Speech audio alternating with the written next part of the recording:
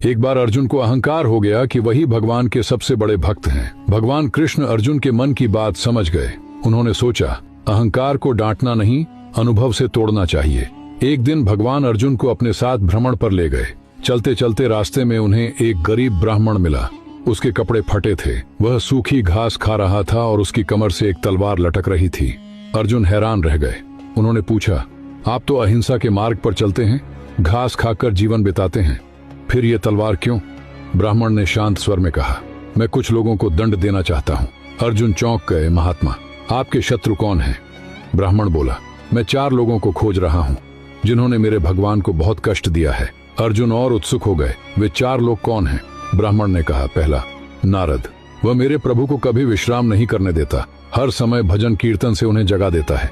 दूसरी द्रौपदी, उसने मेरे भगवान को ठीक भोजन के समय पुकार लिया और उन्हें उठकर पांडवों की रक्षा करनी पड़ी। अर्जुन ने पूछा, तीसरा कौन है?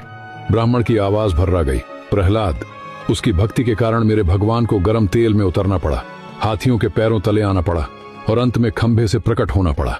अब अर्जुन का दिल तेजी से धड़कने लगा। और चौथा? ब्राह्मण की आंखों से आंसू बहने लगे। चौथा है अर्जुन, उसने मेरे भगवान को अपना सारथी बना लिया। क्या उसे जरा भी यह ख्याल नहीं आया कि भगवान को कितना कष्ट हुआ होगा?